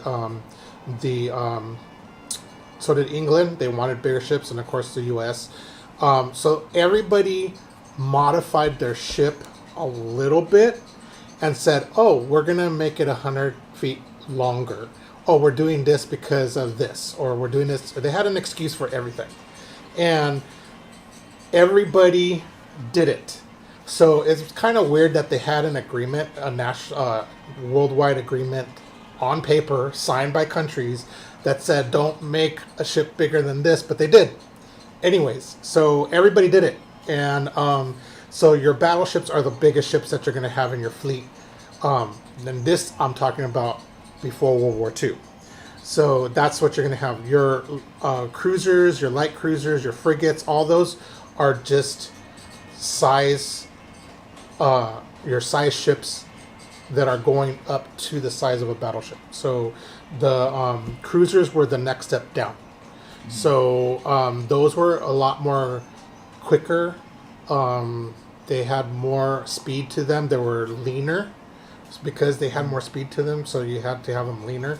And they did different functions. So there was a lot of different functions that ships do. And nowadays, modern ships, you can see the difference of what a ship does. Some are, they're for reconnaissance. They go in, they're lighter ships, they're faster ships.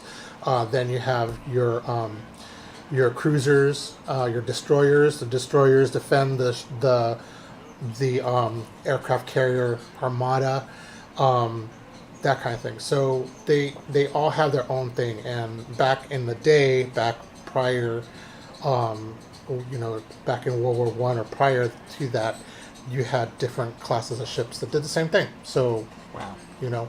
That's why you need different kinds of ships to do different things. I bet battleships probably had bigger guns than light Yeah, cruisers. they did. So they had bigger guns, they had everything. And those are the ones that countries wanted to use. They're like, oh, this is my big ship. I'm going to send it over here and we're going to destroy you and that kind of thing. But it's kind of funny that they really never used those ships, those dreadnoughts, any of those kind of ships were not really used to battle each other. So, like, if you go into history, there's not a lot of history where you have battleship against battleship. There are certain instances that, yes, you do have that, but you don't have a lot of them. A lot of our battleships that we did, like World War II, were mainly in support of your troops. So they would bombard everything on the land, and that came from the Civil War, Revolutionary War. They would bombard the land and trying to weaken the forces so that you have your actual armies go in and try to battle. So that's why in World War II you have Iwo Jima, where they used the battleships to bombard Iwo Jima and trying to get, because it was heavily armed. I mean, you have a big gigantic mountain full of armament that the Japanese made to install all their guns and whatever to shoot outwards, that they would bombard that. And they didn't get everybody. They didn't know that they were really dug in, and that's why you have so much casualties on that island. But that's what they were used for. Oh, wow. So Yeah, that's crazy.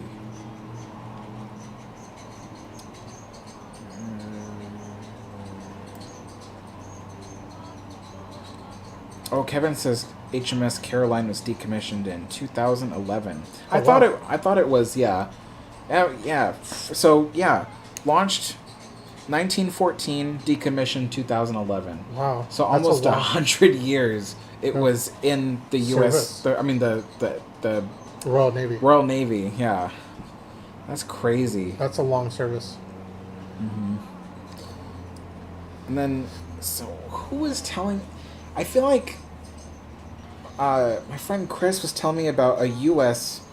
ship that was from just before World War II, and they kept trying to retire it, but then they kept bringing it back into service. I want to say it was the one in in L.A. In San Pedro. The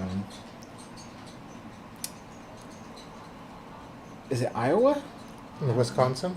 No, the Well, you have the Iowa class oh of battleships, and there's only 4 of them. So you have the Iowa, Wisconsin, New Jersey, and Missouri.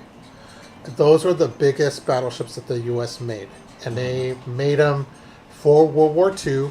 They only did, I think, the last year that World War II was around, and that was in response of the Yamato.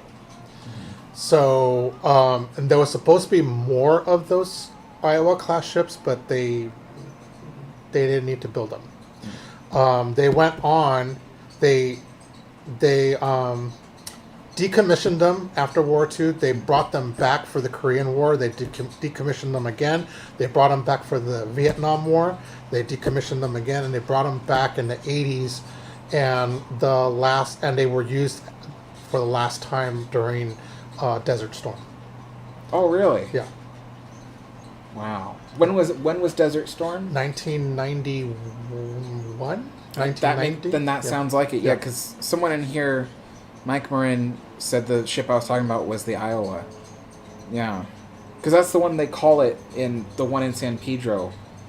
Is they call it USS Iowa. Yeah. Yeah. The only thing I know about the Iowa, besides that fact, is that it's got Yarrow boilers, which is which is essentially almost the same kind that Queen Mary had. So, and that was an interesting fact to me because you don't see that a lot on ships. But yeah, that's my little tidbit. That's all I can add to it. Everybody wants me to go see the Iowa when I go back to the Queen Mary. I wanted to see it before I left California, but I never got to go. Yeah.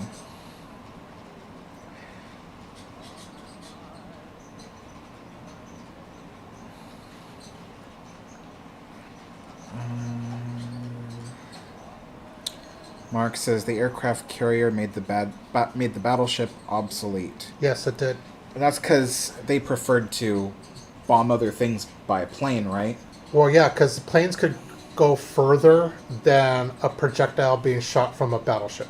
So you can send your planes out and drop bombs and come back, refuel, rearm, and then go back out. As for battleships, if you were in a battle, you would be in that battle until somebody was sunk. So, and it's more cost efficient to send out planes than it is a ship because a ship costs a lot more to build than it would an airplane. So, yeah. Do they still have battleships that they use? Nope. In the U.S. military? No? No, they're all decommissioned. Wow. Yeah.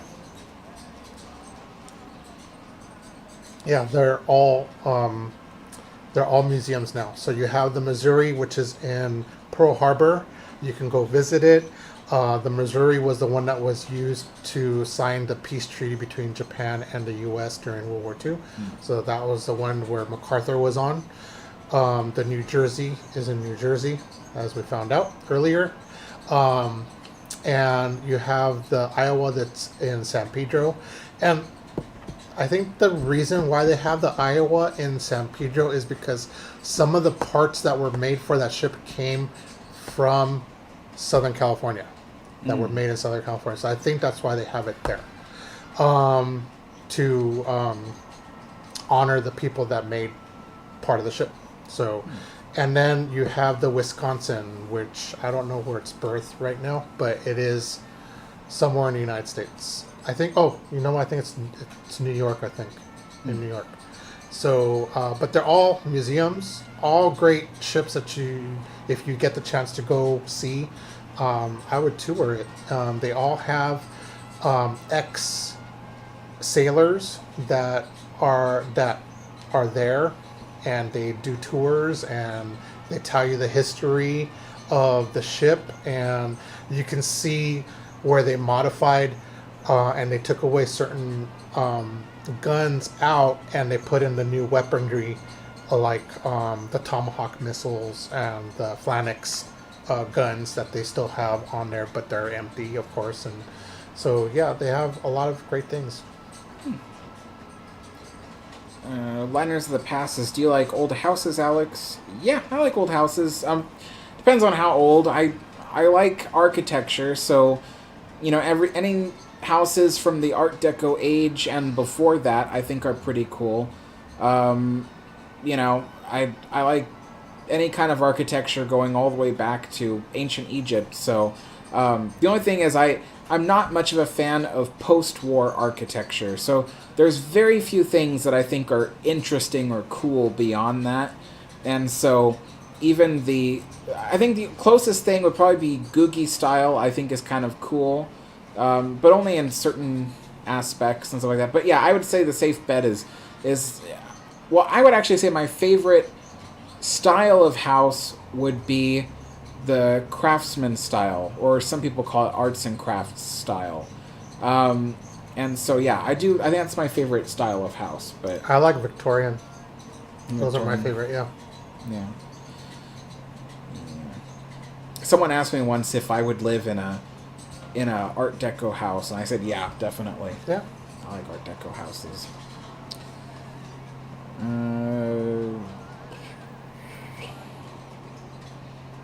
I mean, I like living in a house. Yeah. Funny. Yeah, I do too.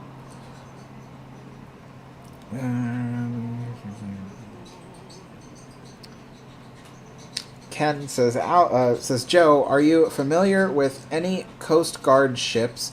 I was stationed in 2 378-foot Hamilton-class cutters. Beautiful-looking ships. The turbines they had were the same as the U-2 spy plane. Wow.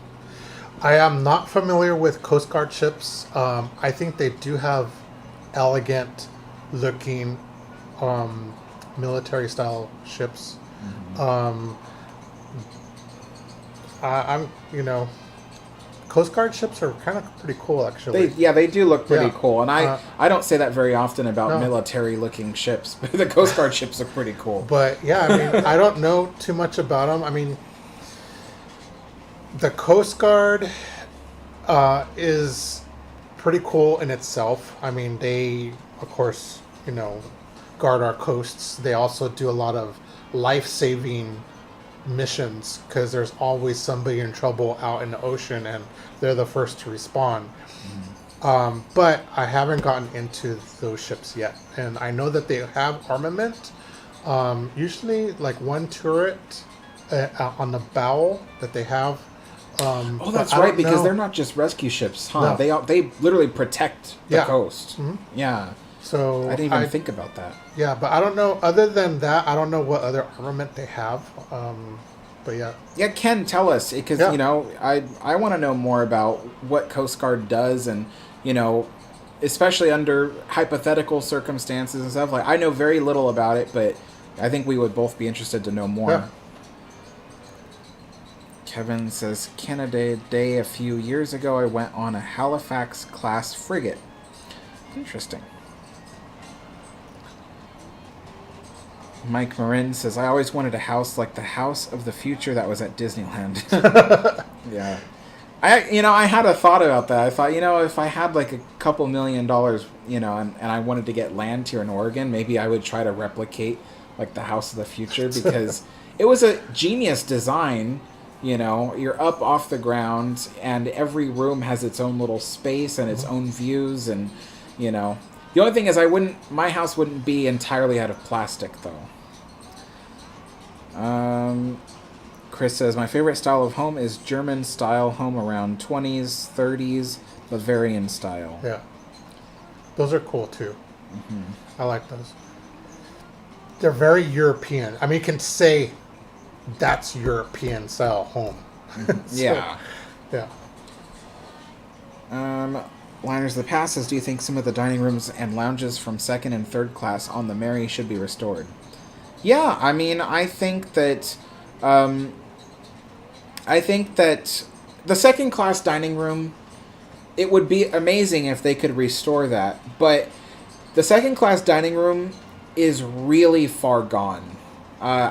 And they use most of it as cold storage for their restaurants. So unfortunately, I think that between the third class dining room and the second class dining room on Queen Mary, second class dining room is more likely never to come back.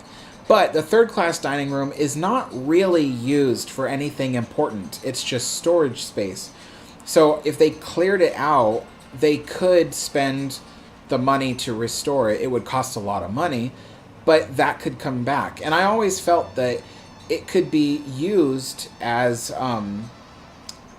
like a private venue space, you know, like if someone is having like a quinceañera or something and they want to host it there, they can use the third class dining room because it's smaller than the one across the way, which is really expensive to use. And the other thing that's on our deck, in between the third class dining room, the swimming pool, and the first class dining room, is the Turkish baths on the Queen Mary. I don't know of any other ocean liner that still has Turkish baths on it. So I would love to see them restore the Turkish baths on the Queen Mary, especially because the entrance to it is right there where you enter our deck. So it's not like you have to go out of the way and go somewhere totally crazy just to get in. You can easily enter it from the our deck entrance. And so, yeah, I would like to see them restore that. Turkish baths kind of creep me out, though. They're kind of gross. Really? Have you seen a Turkish bath? Not a modern one, but like the old ones that they had on ocean liners. So Turkish baths are almost kind of like a sauna. Yeah. And you do go into water. You can sit in a hot tub. But what kind of creeps me out and grosses me out is that when you come out, there's a guy that kind of takes like a little scraper that's made out of bone, usually whale bone, and it's polished. And what they do is they swipe off your sweat off your skin.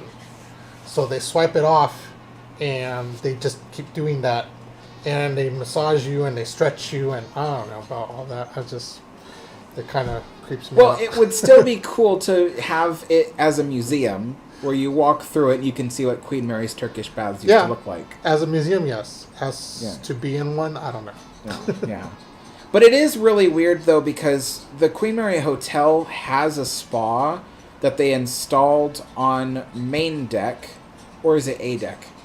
Might have been A deck. No, it's right beneath Promenade, so it's got to be main. Main deck, they have a spa that they made out of 3 cabin class staterooms. And I always thought that was weird that they ripped out the Turkish baths on our deck, but then spent money to install a spa on one of the hotel room decks. Like, why didn't you just convert the Turkish bath into a spa? Like, that's one of the things that always just... I have no idea who was thinking... Oh, actually, I know who exactly was thinking that. I was discussing it the other day. There's a man... don't remember the name off the top of my head, but he was the city manager back in 1969 when they were doing all this work to the Queen Mary. So... And he famously did a bunch of stuff that made absolutely no sense to people. And the Queen Mary is... All the stuff that you can complain about how the Queen Mary is ruined as a museum can all be attributed to that one guy. So, yeah. Daniel says, hey, Dad, what is your favorite World War II ship besides battleships? My favorite would be the Enterprise. The Enterprise has a lot of history. World War II? Yeah. World War II. So the Enterprise was supposed to be docked the morning of December 7th. And the Japanese knew this. They knew that it was going to be docked. It was one of the ships that they were hoping to sink or destroy. Along with, I think, 2 other aircraft carriers that were around. Luckily, none of the aircraft carriers were there. So, but the morning of December 7th, when the Japanese attacked Pearl Harbor, actually the Enterprise was out doing trials and training out to sea. After the attack, Enterprise has sent their aircraft to go and to be what do you call it? It sent its planes to Pearl Harbor to be stored. Is basically what it is. So and those planes were attacked by friendly fire, thinking that it was the Japanese coming back for a second round. And it turned out that it was the planes from the Enterprise. After the Enterprise came in and docked, it went out for the Battle of Midway. And the Enterprise's planes were the first ones to find the Japanese armada that was going to Midway, and it was in the battle. So yeah, I mean, there's a lot of history with the aircraft carrier Enterprise, and back then it was number 6, and was it number 6? No, number 9. Sorry, and the only reason why I thought 6 is because back then they used to paint the number on the bow upside down. Oh. So yeah, so it was not like it is in modern ships where it's placed as you're going, you see the number. Instead, it was the other way around. So, anyways, it participated in a few battles, and it was damaged. It survived. It went back for repair. It came back at the end of World War II, but not in time to participate in a lot of battles. But it was part of it. So wow, I didn't know that it was in World War II. Yeah. Plus, the Enterprise name goes back to the 1700s, where where the Revolutionary Navy captured a British ship and they renamed it the Enterprise. So yeah. Yeah, and there's always an Enterprise, right? There has been always an Enterprise, yes. Yeah. And it's, for some reason, the Enterprise is one of the few ships that actually looks really cool and very definitive to any of the other not sister ships, but other Navy ships. Mm-hmm. It's always definitive. It has a different look to it all the time. So yeah. Christian says, Alex, did the Queen Mary, was it under her own power when she was sailing to Long Beach and after she was sold? Yes. So what was originally going to happen was the Queen Mary was sold by Cunard to Long Beach, and Cunard was offering to sail the Queen Mary on a skeleton crew to Long Beach. Well, Long Beach said, wait, no, we can make a lot of money if we make that voyage as a last great cruise of the Queen Mary. And Cunard said, you really shouldn't do that. The Queen Mary was built for the North Atlantic, and World War II. When she was sailing around the world, there was lots of problems with people who were staying aboard the ship because the ship didn't have good enough air conditioning for the tropical waters and blah, blah, blah, blah, blah. It would just be better if we had a skeleton crew take the Queen Mary to Long Beach, but they insisted. And so the Queen Mary had almost 1,500 passengers on board.